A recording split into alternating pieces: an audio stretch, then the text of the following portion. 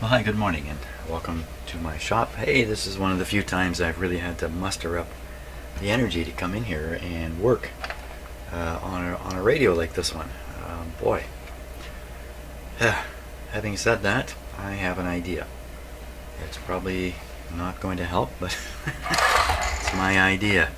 So what I want to do is play the radio, have the oscillation going, interrupt the audio circuit here by pulling off this grid cap, and see if that stops the oscillation. It'll certainly stop the sound from coming out of the speaker. And what I'm trying to do is figure out, is this oscillation happening in the radio part of the radio? Is it happening in the audio part? Is it happening in this whole thing? Because as with this kind of problem I have found in the past that seems to be everywhere in the radio, it's really, really hard to track down. Really, really hard. Okay, so we'll start up the radio and get it playing here.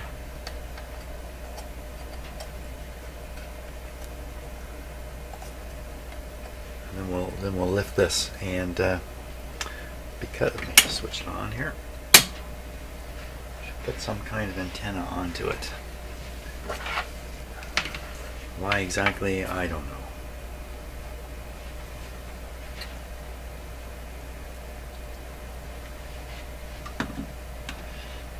Okay.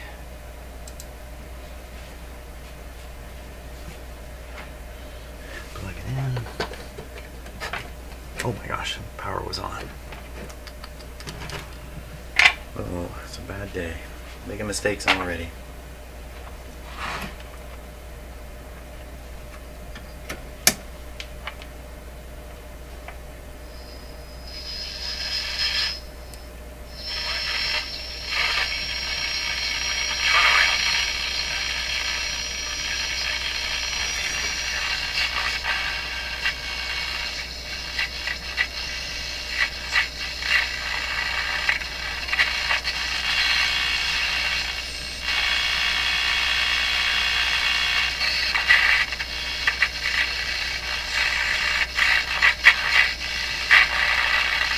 Working pretty good.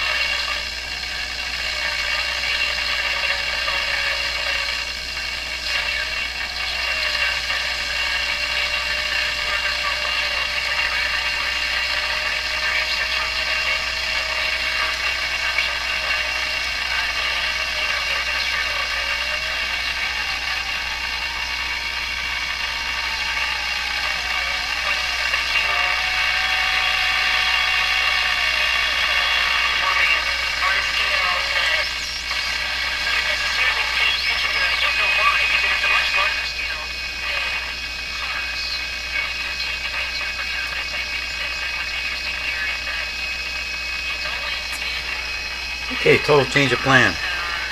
This radio is working actually pretty good now. There still is a tone I can hear as I tune through stations. You can hear a heterodyne come and go. And there's also distortion. So why don't we try this? I'll try sticking a signal into the audio circuits, like a nice audio signal, and listen to it when it comes out. Hear what it sounds like. Let's give that a go. I like that idea.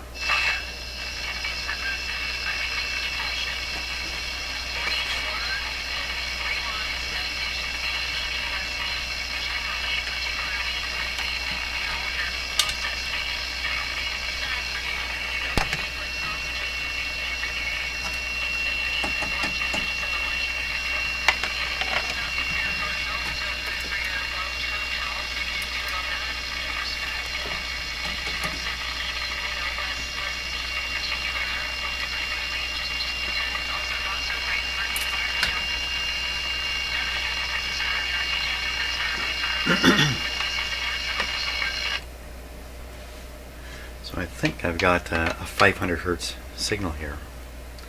Let's find out. I'm just going to put it right onto the grid cap here, because I think it will just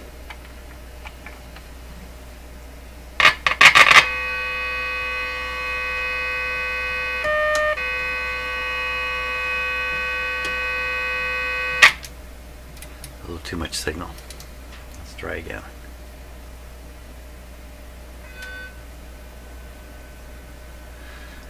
So this is putting out a nice sine wave.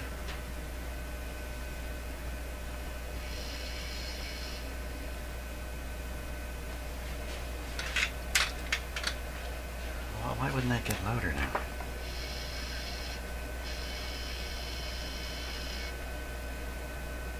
Because I'm past the volume control where I've done this. Surprisingly enough, the radio can still be heard through it.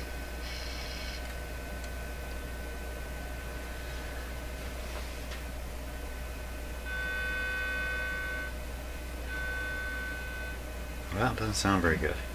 Yeah, no volume control there. So we're not getting very good volume out of this.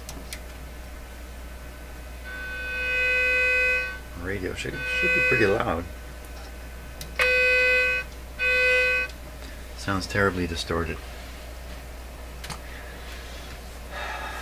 Okay, let's fix up the way we've done this. Incorporate a capacitor. I probably should have in the first place.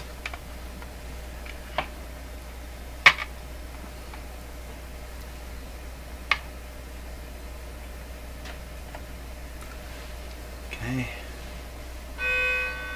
Still distorted.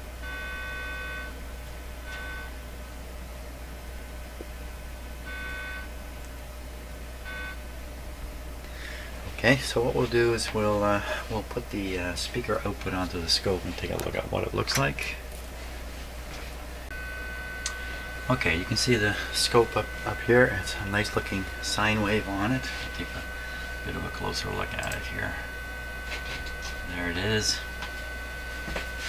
Who's at my door? It's Mr. Peanut. Mr. Peanut wants to come in.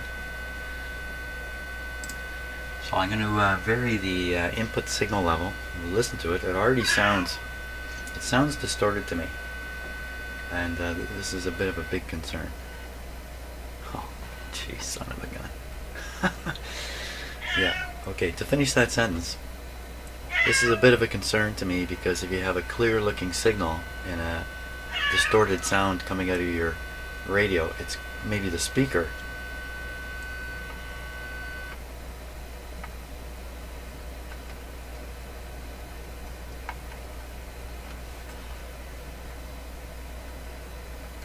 Now this speaker's full of holes. It's full of... What am I protecting here? I'm protecting a speaker full of holes.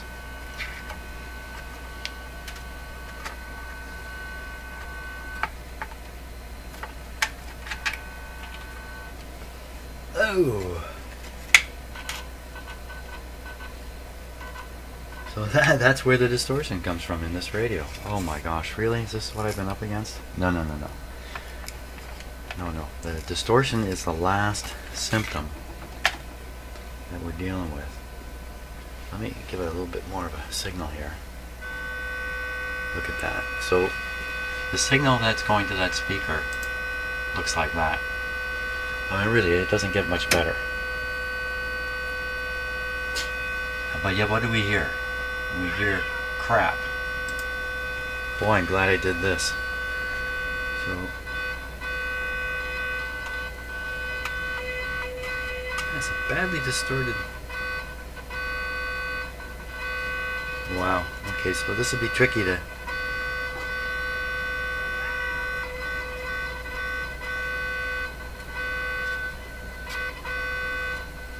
Oh boy. Okay, let's switch it off here. Oh my. Oh my. I've been fooled by speaker distortion, well, almost every time. Almost every time there's a speaker that is actually responsible for distortion, I get fooled. So, now it's about fixing this speaker. Let's see if I can drive a signal right into the speaker from the signal generator for testing purposes without anything else operating. Oh my gosh. What are you calling about? We've had a pile of snow fall outside. So he's not going outside today. Okay, can I just stay focused even for a couple minutes here? Is it even possible? Okay, so we'll lower the signal there. We'll just try feeding it right into the voice coil and everything else that's here. Voice coil, output, transformer, hum coil. Now this is probably going to require just about everything my signal generator's got. This is it.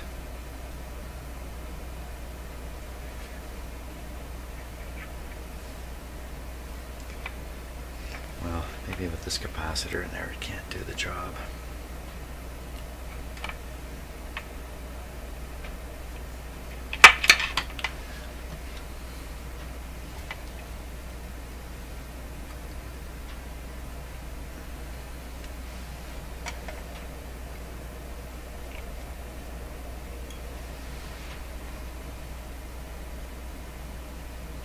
Oh, just barely.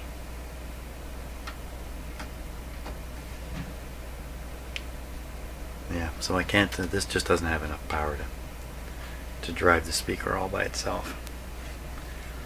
I have another signal generator that does though.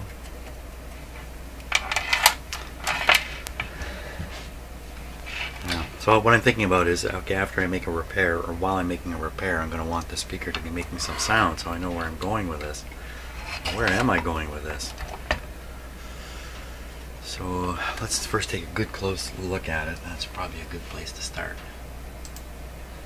Stop looking at this. Start looking at this. Just 1 second here while I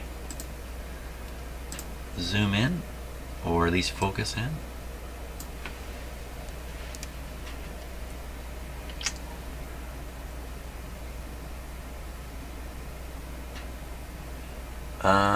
Looks like somebody's tried to repair that.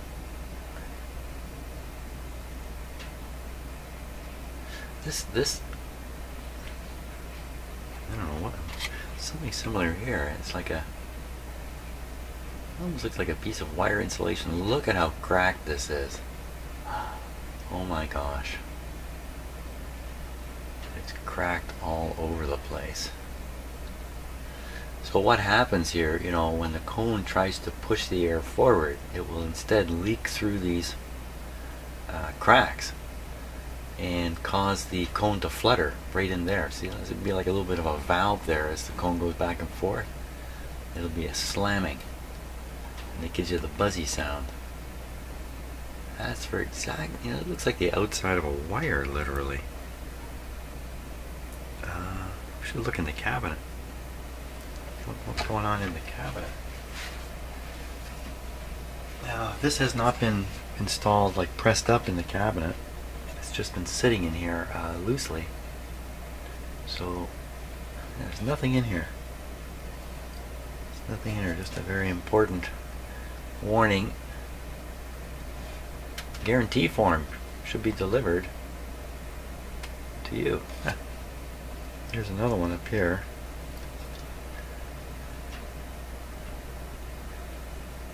Which this radio does not provide for any service outside of the dealer's store. It must be returned to the dealer's store.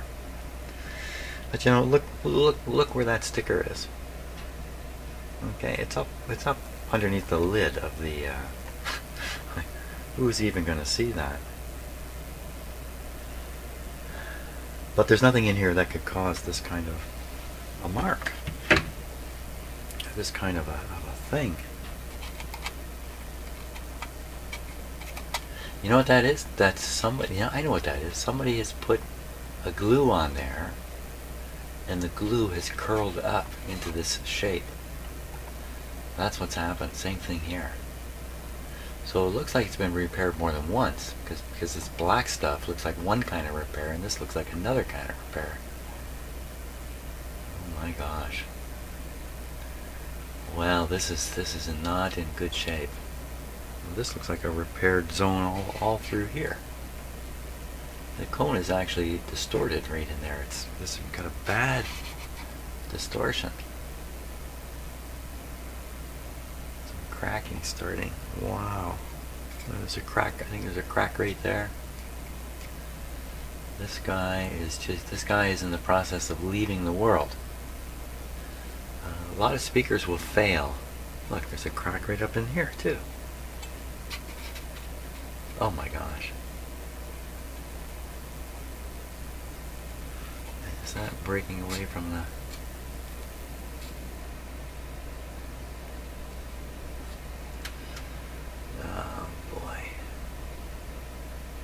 Well, I have no choice but to seal all these cracks up. This is not an impossible job. Seal them all up. I usually use nail polish, but I may even want to apply glue, like a thin glue, all the way around here, this whole cone,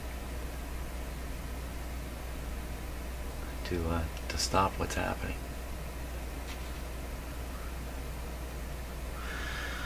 Man alive. So this piece of cardboard has actually been stopping me from realizing some things about the radio. I wonder if I knew this when I put the cardboard on it, that it was this bad. Wow. Okay. So what can happen here too is not only you get that fluttering effect through the cracks of the paper, but with the paper badly weakened, and especially that distorted area over in here, can cause the cone to kind of shift or twist, so the voice coil now is tipped a little bit, and it's going to rub. It's an even harder thing to try to correct. So I don't know if I should try to pick this old glue off. He says picking it off. Oh, that's left a hole right on the speaker there. It's left a full-blown hole in there. My gosh. The little radio, it just, you know, what was I going to do today? Nothing to do with this.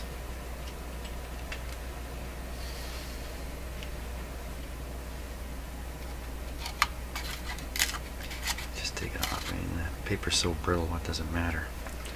Anyway, if a little bit of paper gets torn, this is when I need my medical instruments. I don't have any.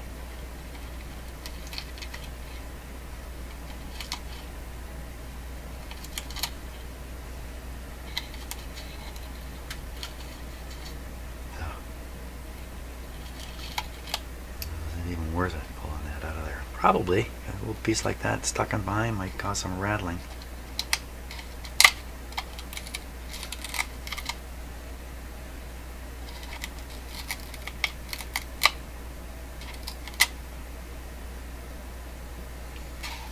Wow. Okay, major surgery on this, major bandaging. Yeah, that would be the word, bandaging. Okay, now, you know, I'm not going to demonstrate the greatest technique here at this. This is kind of what I do. Get some, well, you can't even see it in the camera. There's glue and water in here, about a 50-50 mix of wood glue just ordinary glue. I soak the paper in it. And I try to bandage the speaker with this.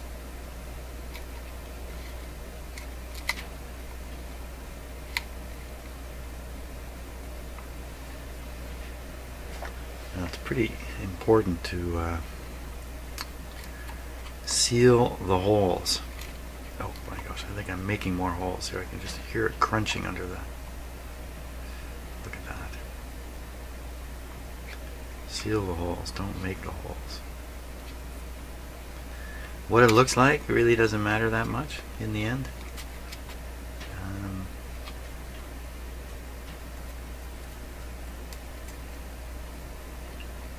I mean, let's face it, this was not a high fidelity speaker to begin with.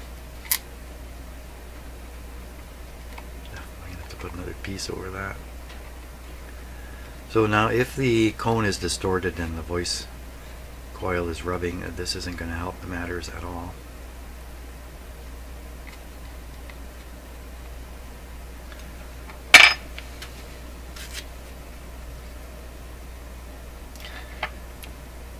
And I suppose some flexibility in the cone is helpful, especially right around the ring here. This is built to take up the motion of the speaker. Stiffen that up, that's probably not a very good idea. Stiffening up this part of the cone is not so bad. It's just right around in here.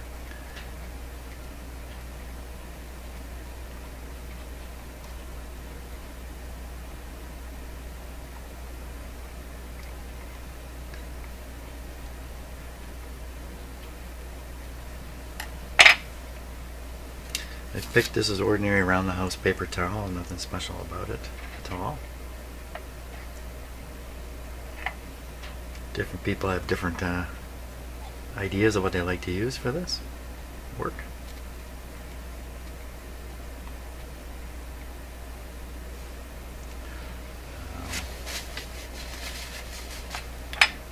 Mainly you're trying to pick a material that's got lots of fiber in it, I think is mainly the goal.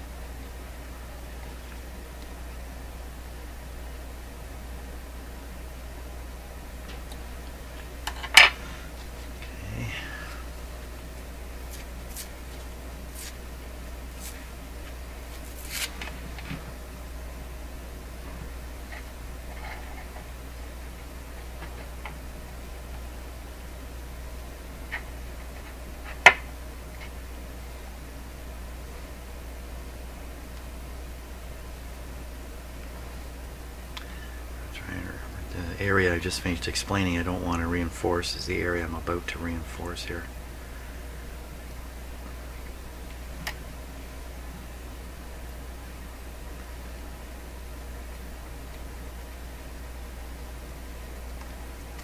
That's because that's where it's breaking.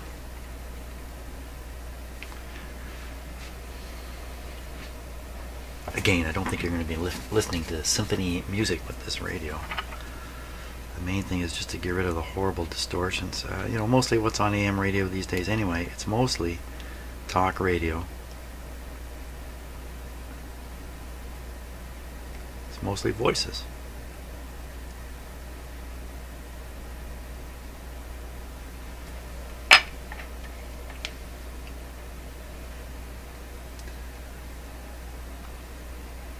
And even though I didn't see any cracks in this area, I suspect in fact, they're all coming.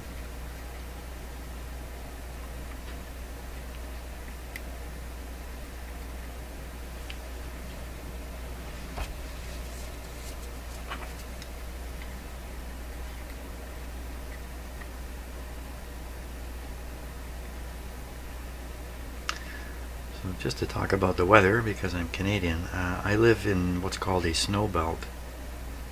So there's a crack, you can't even see it right there. I don't want to miss any.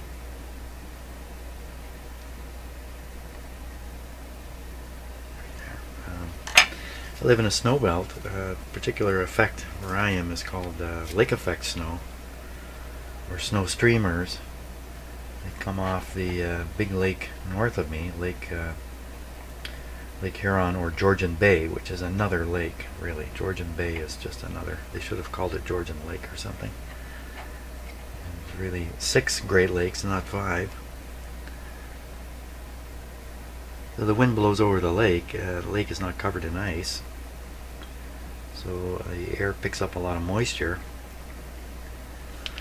Sometimes the lake, well, often the lake is still above freezing, quite a bit above freezing, so open water above freezing, especially this time of year.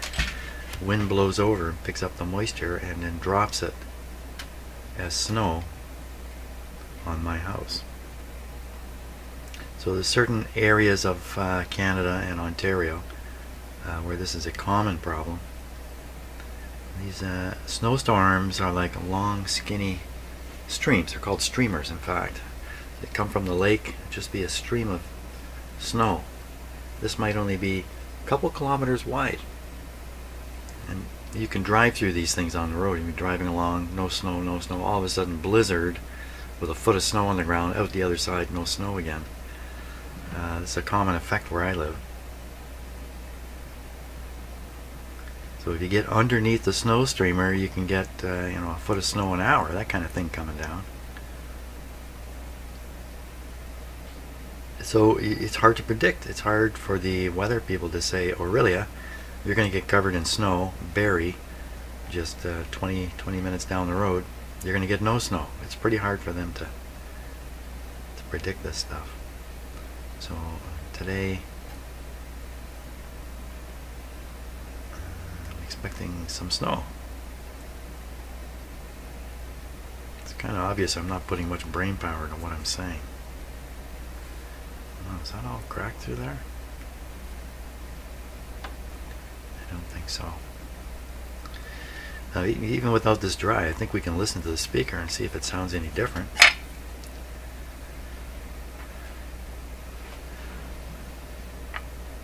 There.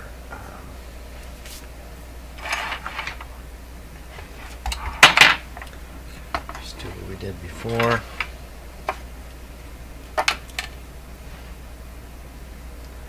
Feed the signal right into the grid of this tube. Hey, let's try the louder signal. The louder signal generator. Okay, so we were using this one. This one's a little better at radio frequency, I think. This is the one that really is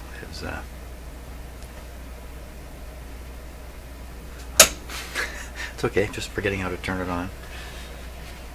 Yeah, we'll grab these.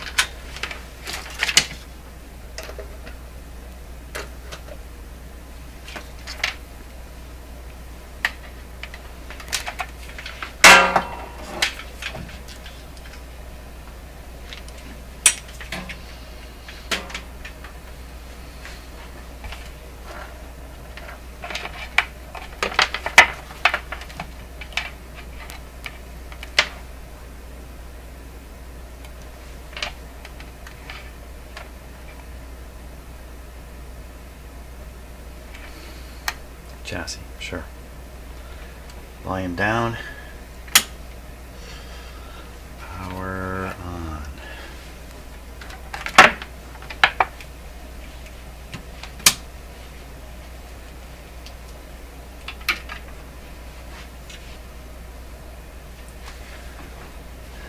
So I have a sine wave.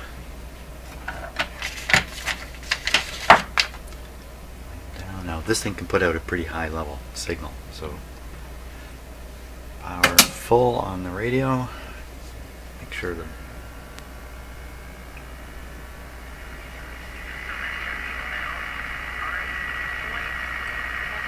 well, it just sounds better like that.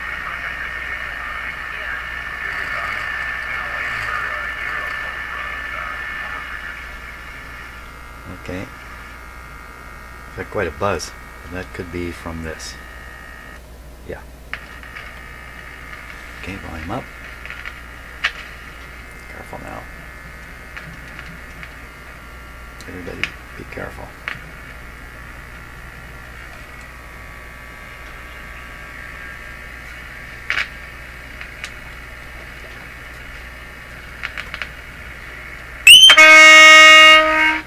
Careful. I said careful.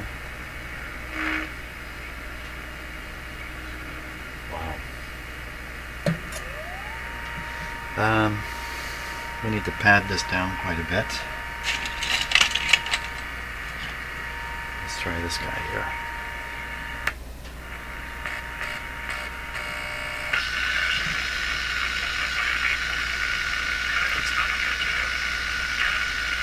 Add it all in.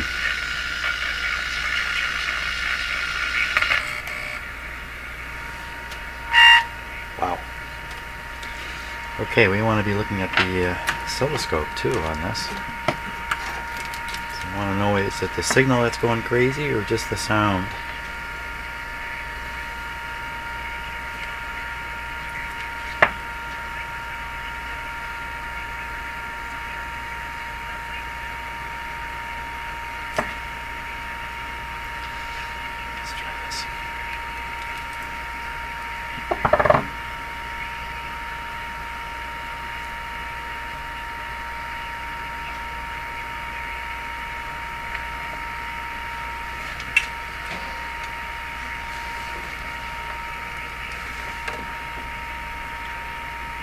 Something not looking so good here on the... one sec.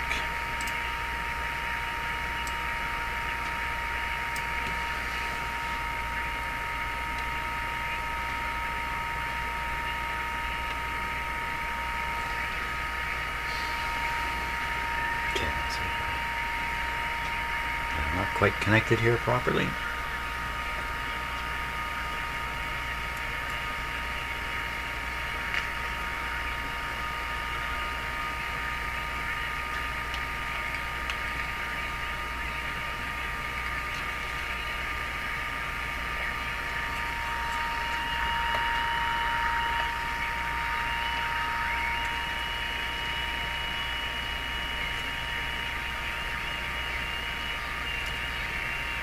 Having a hard time making this connection here.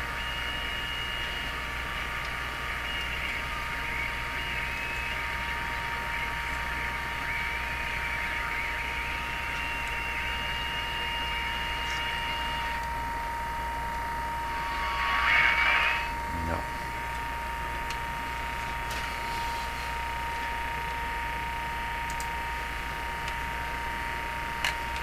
So this thing is roaring.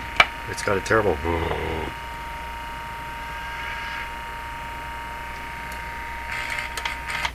It's from this crazy arrangement.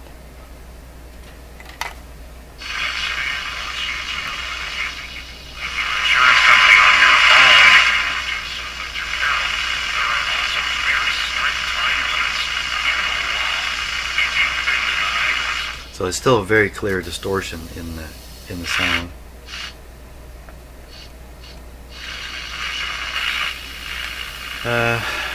Okay, so sticking an audio signal in, that's not working out. We'll put one in right through the. We'll put one into it like any radio would.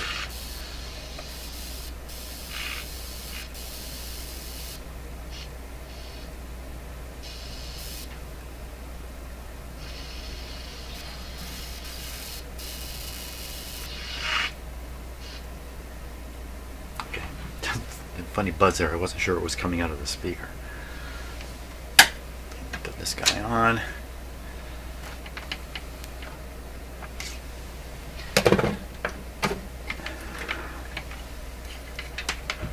And perhaps this radio is only going to get so good because of the speaker is going to limit it no matter what we do now. Okay, so we're at 664.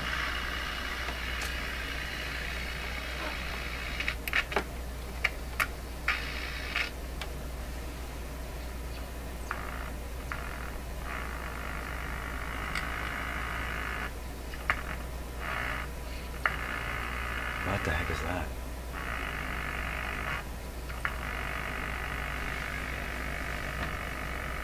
Not this. So let's go out of that zone around 7.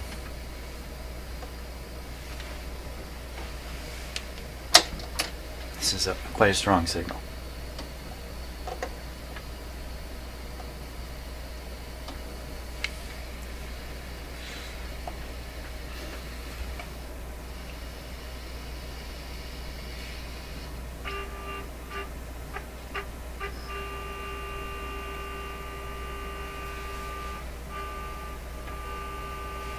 Well, now that's sending out a nice pure tone at 400 hertz, and what you're hearing is a schmozzle here. This is terrible.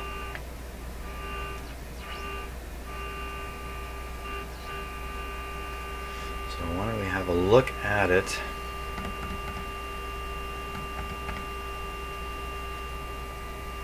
We'll try putting the scope right on the grid here. I don't think that's going to work out though, but let's just give it a go.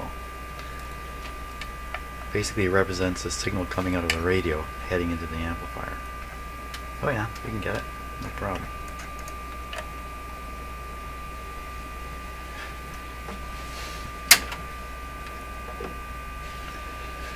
Let's see what we got here.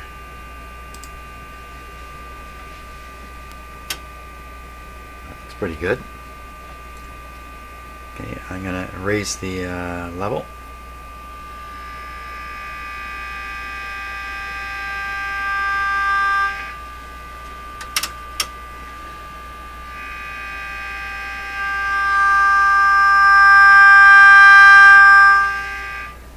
Wow, that's fantastic. That's a fantastic. So what, you know, wow. So the speaker doesn't sound so great, no doubt about that. Will it sound better as this stuff dries up?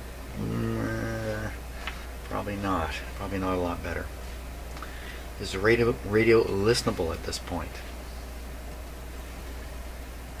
Is the distortion because of something else in the audio circuits? And I'm thinking it's the speaker one. There's still more to be found in here. It's a really good question. I really need to see what's really being delivered to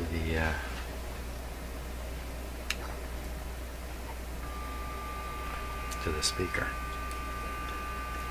And I just gotta hold these on. Okay, so you can get a look at the scope there. I'm gonna just kind of hold these on and take a peek if I can. Let's go the other way. Scope ground, I think, killed the output there.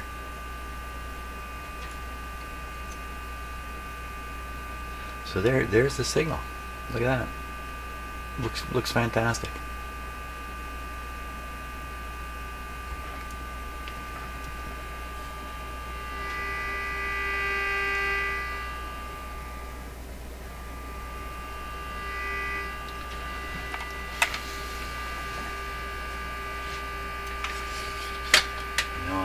Speakers have fooled me before, so I'm going to try to move the cone, change the pitch or the angle of the cone a little bit.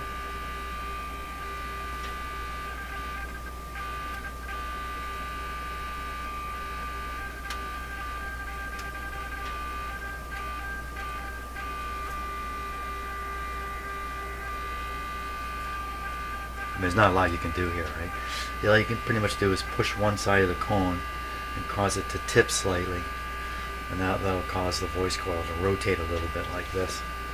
And I can't do much here, but that is very, very sensitive.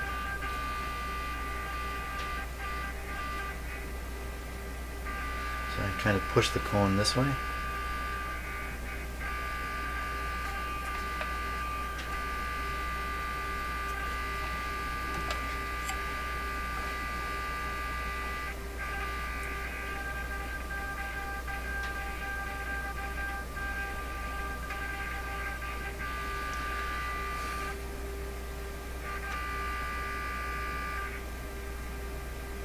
That's all it would take.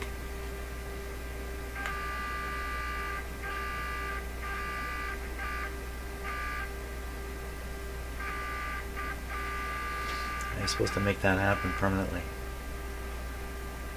Now I have read about soaking the entire cone, soaking the whole thing, just spray, leaving the radio sitting upright and just leaving it. The theory being that as it dries out, it will recenter itself. Why that would work, I don't know. I would think it's just as likely to uncenter itself. But you can see the difference there.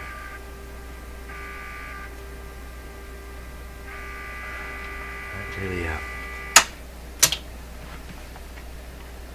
makes me feel feel like a bit of an idiot here. I may have been working really hard looking for electronic reasons for the distortion in this radio, and it's been, for the most part, or for a large part, it's been the cone. Let's hook up a good antenna here, get a good radio signal. I know from experience this antenna produces an excellent signal. It's my loop antenna, of course.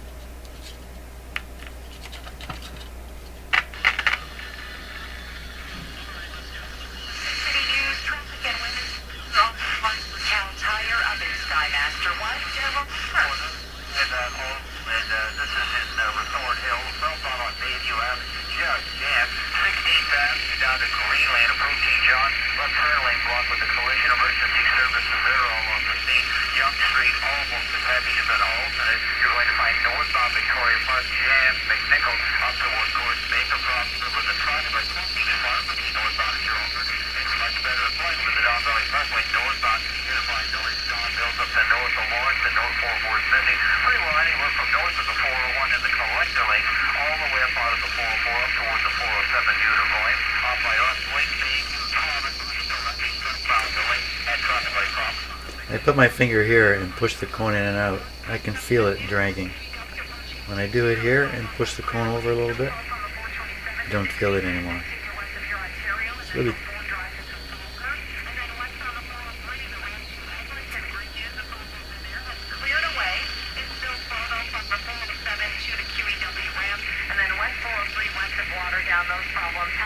it's impressive.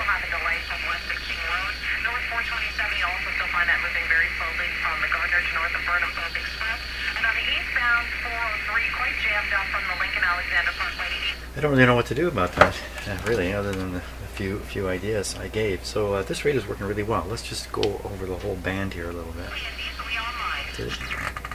So what's going on here?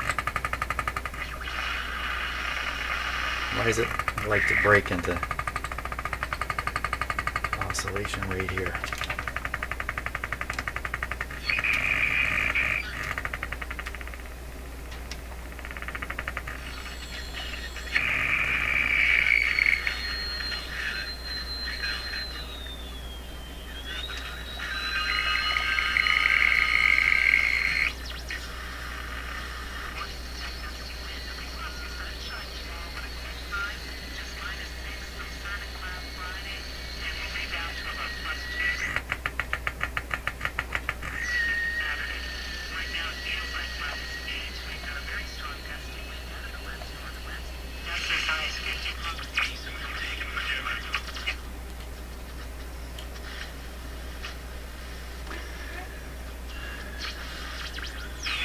Now, what about that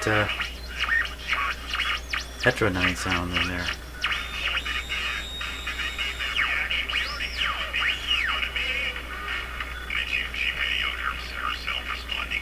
That's that distortion you hear now is from that heterodyne sound.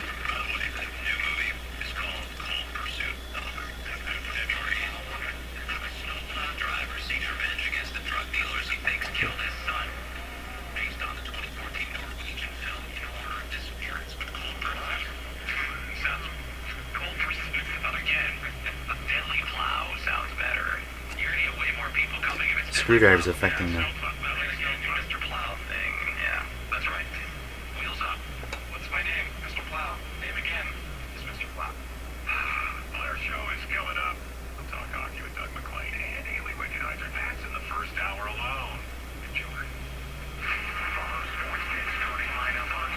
That's really interesting. My finger pushing against the cone, I can feel there's a low frequency oscillation with power in it. As I turn this, it goes down.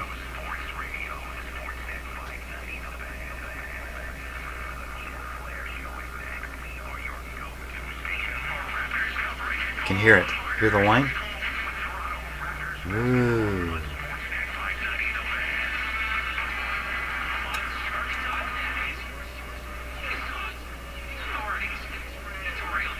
We're still in the situation where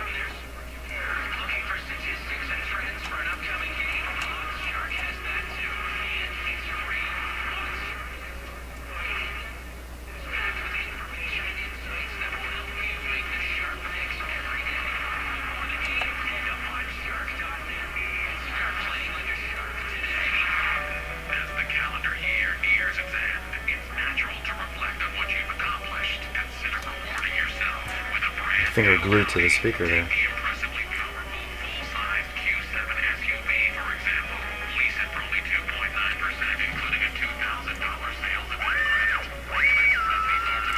That tone, that's the tone I'm after. I'm going after.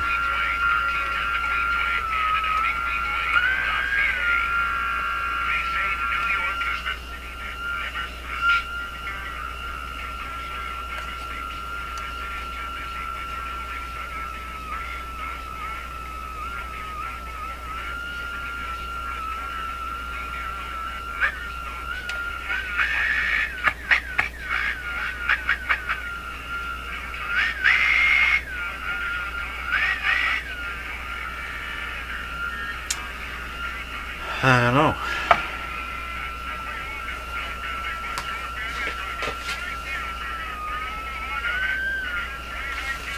That's pretty interesting. That what I just did there was I tuned the antenna that caused the pitch to go up and down. Isn't that interesting?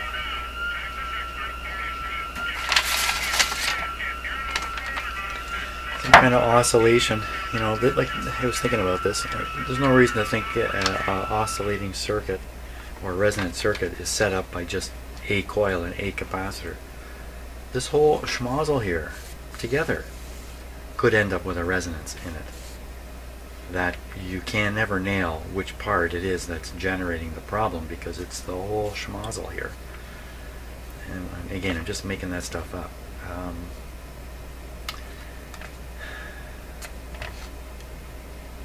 The radio is not plugged into a regular outlet. Could that possibly affect this? It's plugged into an isolation transformer. Can't imagine that would do much. In fact, I've got grounds on it anywhere. I had grounds on it with the instruments I was using. It didn't make any difference. Can't see that having any effect. Grasping at straws here. Or we call this radio done sheepishly and accept that it's gonna howl. You know what? I really want to understand these howls. This is really important to me, actually.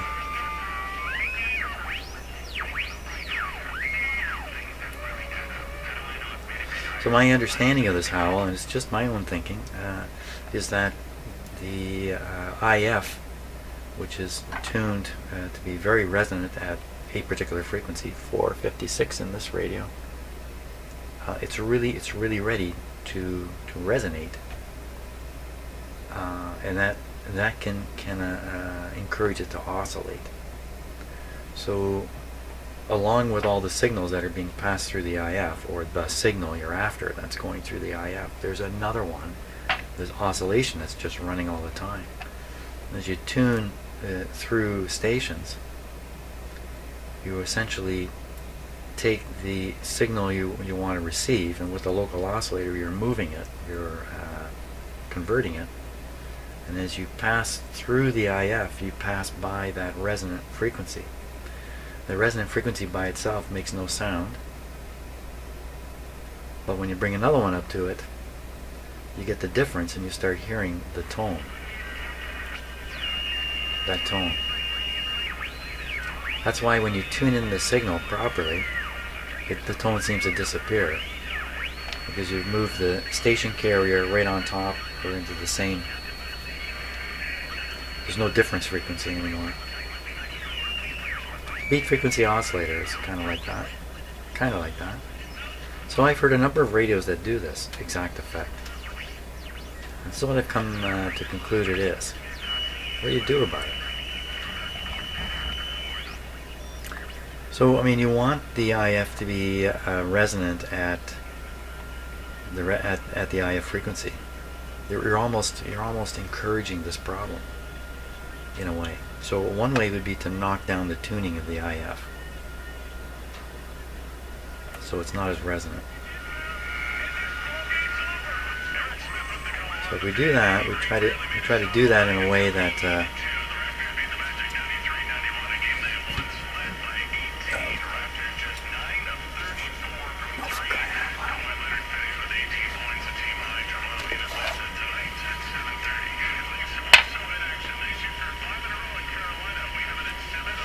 do that in a way that allows the signal to remain strong,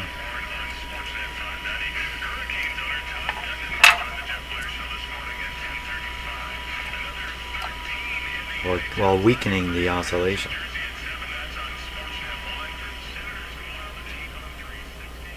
But you know, as you detune the IF, you're going to detune both these things.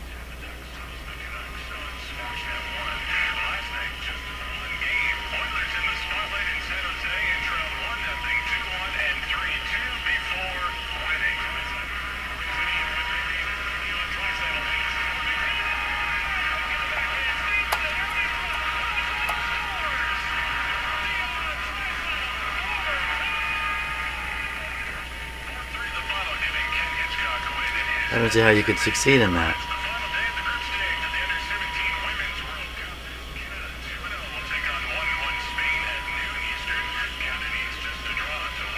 I don't see how you could possibly succeed in that, because basically I'm saying you got to tune the IF up for 456 and detune it for 456 at the same time. You can't possibly do that.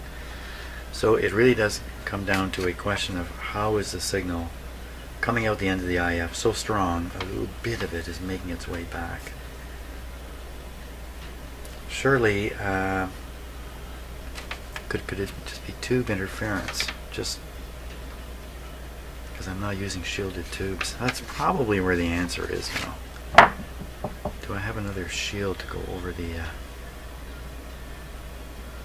IF? Can I experiment with this idea? Okay, I'm going to pull the shield off this tube here.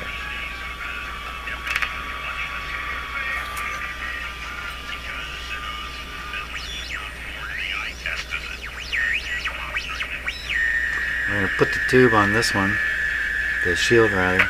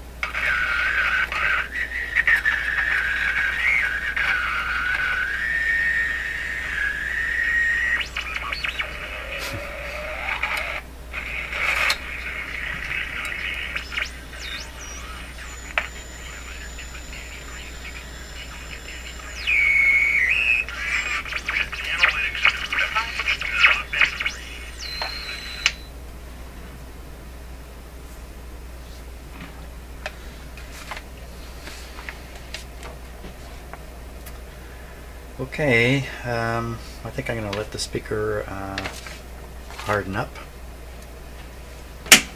Carry on a little bit later. I'm going to tip this up this way because I have the ridiculous notion that that's going to make the speaker better. It's going to droop the way I want it to droop down this way. That's a crazy idea. And try to hunt for this feedback thing later. That's the plan. That's the plan. Okay. Great. Hey, well, we got something done. Got something out of the way. Fantastic. It's actually quite good. See you on the next video.